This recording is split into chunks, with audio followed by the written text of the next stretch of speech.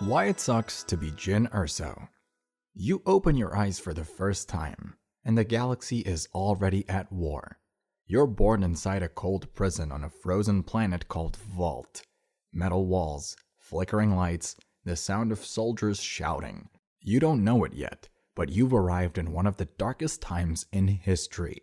Your parents, Galen and Lyra Erso, are scientists who want peace. They study kyber crystals, the glowing stones that power lightsabers. They dream about clean energy and better worlds, not war. But both sides of the war want their research. The Republic wants it, the Separatists want it, and soon the Empire will take everything.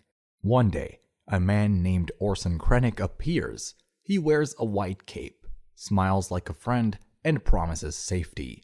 He says he can take your family to a better life. He does for a while.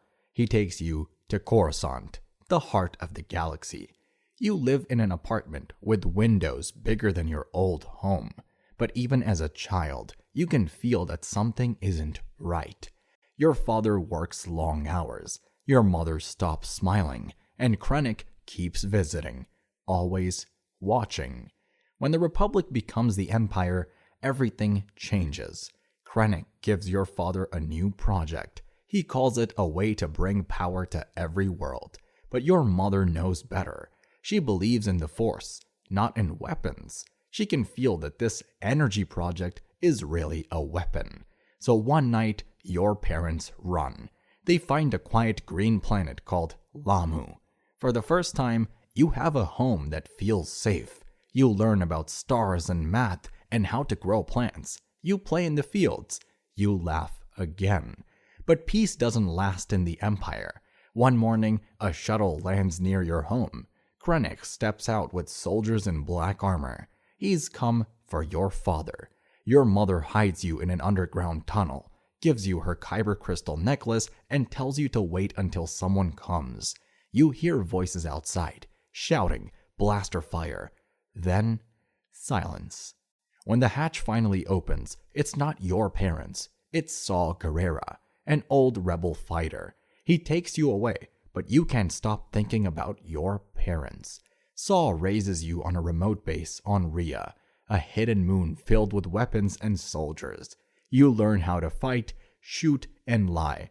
He says he's protecting you, but he's also training you to be a part of his war. You grow up surrounded by explosions and fear. You meet kind people, fighters who teach you how to survive, but you learn that kindness doesn't last long in war. Saw's rebellion becomes cruel. His group kills Imperials, but also anyone who gets in their way. You start to see things you wish you could forget. When you're 16, a mission goes wrong. The Empire attacks. Saw hides you in a bunker and tells you he'll come back. He never does. When the sun rises, you realize you've been abandoned again. You learn to survive on your own. You change your name again and again. You steal, forge documents, and work dangerous jobs across the galaxy. You stay alive by never trusting anyone. You even find loved ones, but the Empire takes that too. You don't cry anymore.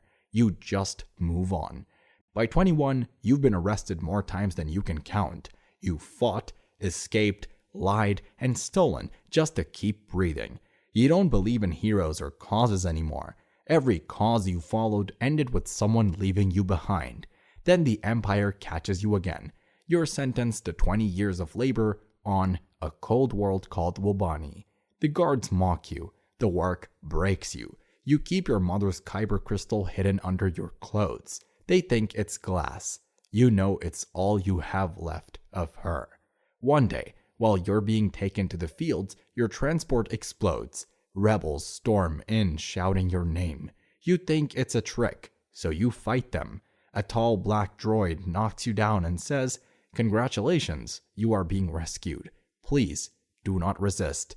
His name is K2SO, and that's how you meet the rebellion that will change everything. They take you to their hidden base, where you meet Captain Cassian Andor and the rebel leader Mon Mothma. They tell you that your father, Galen, sent them a message about a secret Imperial weapon.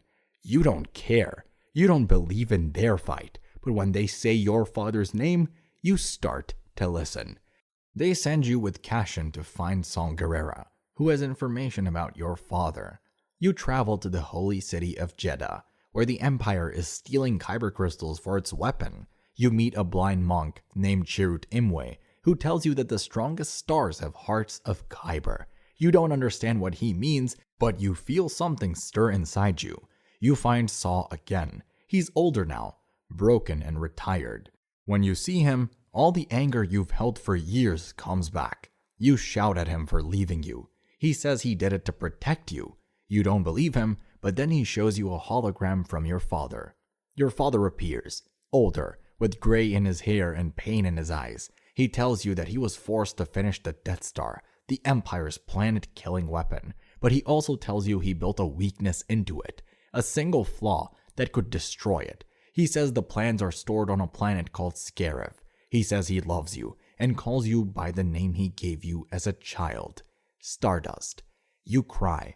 For the first time in years, you let yourself feel. Then the Death Star fires on Jeddah, and the city vanishes. Saw stays behind to die. You escape. You gather a small team: Cassian, K2SO, Chirrut, Baze, and Bodhi Rook. Together you head for Scarif, the heart of the Empire's data vault. You tell the rebels your call sign is Rogue One. No one expects you to survive. The battle on Scarif is chaos. Stormtroopers everywhere, ships falling from the sky, explosions lighting up the ocean. K2SO locks the door to protect you and dies buying you time. Bodhi gets the signal ready but is killed moments before sending it. Chirrut walks through blaster fire, chanting his faith, and falls. Baze goes after him and doesn't come back. You and Cassian reach the tower where the plans are kept. You find the file labeled Stardust. Of course, your father named it after you. You upload the plans to the rebel fleet in space. The Death Star fires again. You and Cassian walk to the beach and watch the horizon turn white. You hold each other as the wave of fire comes. You don't scream, you just close your eyes. You die on Scarif, but the plans reach Princess Leia. She gives them to Luke Skywalker. He uses them to destroy the Death Star, the weapon your father built and you died to expose.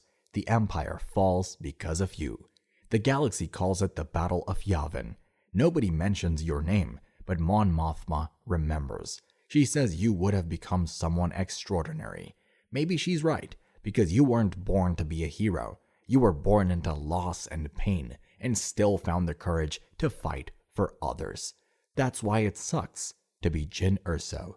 You gave everything to save a galaxy that would never know your face.